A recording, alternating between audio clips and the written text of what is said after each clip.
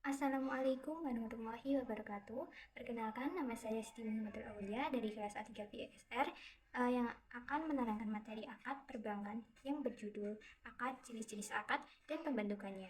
Materi ini menjelaskan akad dalam Islam, ayat Al-Quran yang menerangkan akad, jenis-jenis akad, serta terbentuknya akad menjadi sah. Assalamualaikum warahmatullahi wabarakatuh. Hai Sobat Syariah, pernahkah kamu mendengar kata akad? Mungkin kamu sering mendengarnya. Dan tahukah kamu bahwa dalam kehidupan sehari-hari kita sering melakukan akad tanpa menyadarinya. Bahkan saat kamu membeli kopi favoritmu di kafe, itu juga termasuk akad loh. Wah, menarik sekali bukan?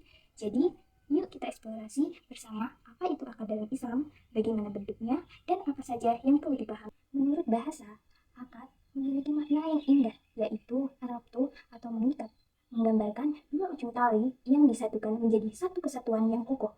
Sedangkan al-aqdu atau sambungan melambangkan kekuatan yang menjaga ikatan tersebut tetap erat. Lebih dari sekedar istilah, akad juga bermakna al-aqdu, yaitu janji atau kesepakatan yang kuat. Bagaimana dijelaskan dalam kisah surah Ali Imran ayat 76. Bismillahirrahmanirrahim. Bala man awfa bi ahdihi wattaqa fa innallaha yuhibbul muttaqin.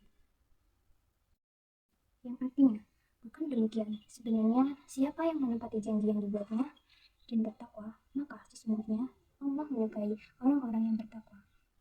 Akad dalam Islam bukan hanya sekedar janji di mulut, tapi juga mencakup tanggung jawab, amanah, dan keberkahan dalam setiap perbuatan. Yang pertama adalah akad tijarah atau biasa disebut muawadah. Akad tijarah adalah jenis akad yang bertujuan untuk mendapatkan keuntungan.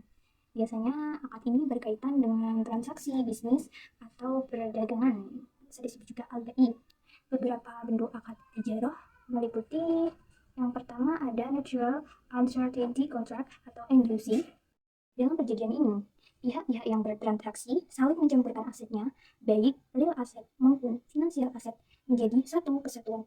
Kemudian menanggung resiko bersama-sama. Jadi keuntungan dan kerugian ditanggung bersama. Oleh sebab itu, perjanjian ini tidak memberikan kepastian pendapatan dari segi jumlah maupun waktu. Adapun yang termasuk dalam kategori ini adalah kontrak investasi seperti musyarakah, mudharabah, dan mudharabah sendiri merupakan kerjasama bisnis antara pemilik modal atau sahibul mal dan pengelola usaha atau mudharib. Keuntungan dibagi sesuai kesepakatan, sementara kerugian ditanggung pemilik modal, kecuali jika pengelola melakukan kesalahan. Yang kedua, jadi musyarakah, ya kan? Akad ini melibatkan kerjasama antara dua pihak atau lebih dengan masing-masing pihak menyumbangkan modal. Keuntungan dan kerugian dibagi sesuai kesepakatan bersama. Yang kedua yaitu termasuk Natural Certainty Contracts atau NCC. Dalam perjanjian ini, kedua belah pihak saling mempertukarkan aset yang dimiliki masing-masing. Karena itu, objek pertukarannya baik barang ataupun jasa. Harus ditetapkan di awal akad dengan pasti, mulai dari jumlah, mutu, kualitas, harga, dan waktu penyerahan. Jadi perjanjian ini secara sunatullah menawarkan return atau pendapatan yang tetap dan pasti. Adapun yang termasuk dalam kategori ini adalah kontrak jual beli dan sewa menyewa. Contohnya yang pertama ada istisna. Istisna merupakan akad pemesanan barang yang akan dibuat sesuai dengan spesifikasi atau kriteria yang disepakati antara pembeli atau mustasni dan produsen atau sang. Yang kedua contohnya ada salam. Salam adalah akad jual beli di mana pembayaran dilakukan di awal sedangkan barangnya diserahkan di kemudian hari sesuai perjanjian. Yang contoh ketiga yaitu ijarah. Ijarah dalam akad terjadi pemindahan hak guna suatu barang atau jasa melalui transaksi sewa tanpa diikuti perpindahan kepemilikan barang tersebut. Yang keempat ada murabahah. Murabahah adalah jual beli dengan harga pokok ditambah keuntungan yang telah disepakati antara penjual dan pembeli. Jenis akad yang kedua yaitu akad tabaruk. Berbeda dengan akad tijarah, akad tabaruk bertujuan untuk membantu tanpa mengharapkan imbalan materi. Tabaruk berasal dari kata tabaro yang berarti sumbangan atau derma. Beberapa bentuk akad tabaru antara lain yang pertama, qard. Qard adalah pinjaman dana di mana peminjam wajib mengembalikan dana sesuai waktu yang telah disepakati. Yang kedua, ada hiwalah. Hiwalah adalah pengalihan utang dari satu pihak kepada pihak lain yang bertanggung jawab untuk membayarnya. Yang ketiga, ada kafalah. Kafalah adalah akad jaminan di mana pihak ketiga menjamin pelaksanaan kewajiban pihak lain.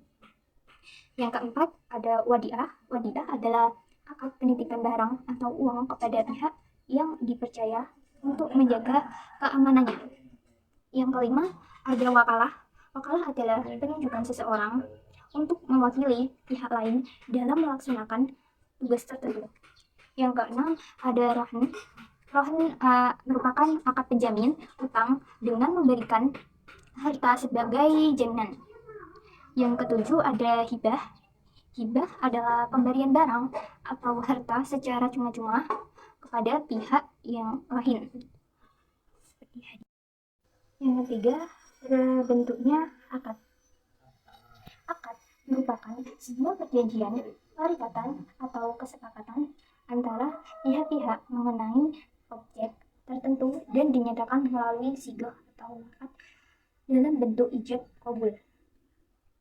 Sobat Syariah, agar akad menjadi sah dan membawa keberkahan, ada beberapa komponen penting yang harus dipenuhi, yaitu yang pertama ada rukun akad. Rukun akad merupakan sesuatu yang harus ada dalam suatu akad, karena rukun merupakan sesuatu yang menjadikan sah secara hukum dalam Islam. Ulama Hanafiyah berpendapat bahwa rukun akad adalah ijab dan qabul. Yang kedua yaitu syarat-syarat akad. Selain rukun dan syarat terbentuknya akad, para fuqaha masih memperdebatkan kualitas akad sebagai syarat penyempurna baik untuk keabsahan akad, berlakunya akibat hukum, maupun kekuatan mengikat dari suatu akad. Rukun akad yang pertama ada sigha atau ijab dan qabul, adalah pernyataan lisan yang menyatakan kesepakatan antara pihak-pihak dalam akad. Ijab adalah ucapan dari pihak yang menyerahkan atau menjual barang.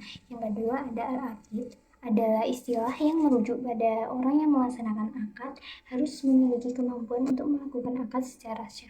Yang ketiga ada mahal al-aqid atau al-ma'qud alaih, adalah objek atau barang yang menjadi fokus dalam akad. Yang keempat ada al-maudu al-aqid atau tujuan akad harus sesuai dengan hukum Islam syariah.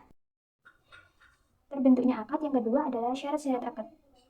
Selain syarat terbentuknya akad, para fuqaha masih memperdebatkan kualitas akad sebagai syarat penyempurna baik untuk keabsahan akad, berlakunya akibat hukum, maupun kekuatan mengikat dari suatu akad.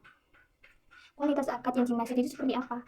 Kualitas akad yang dimaksud yang pertama adalah syarat terbentuknya akad, yaitu syurut al-inqad, agar sebuah akad dapat terbentuk dan memiliki kekuatan hukum. Beberapa syarat harus dipenuhi. Yang pertama adalah kesepakatan harus dilakukan dengan jelas, objek akad bermanfaat, dan tujuan akad sesuai dengan syariah. Yang kedua yaitu syarat keabsahan atau syurut al-sihah. Untuk memastikan bahwa akad tidak hanya terbentuk tetapi juga sah, yaitu akad harus bebas dari unsur riba, gharar, atau ketidakjelasan, dan syarat yang merusak.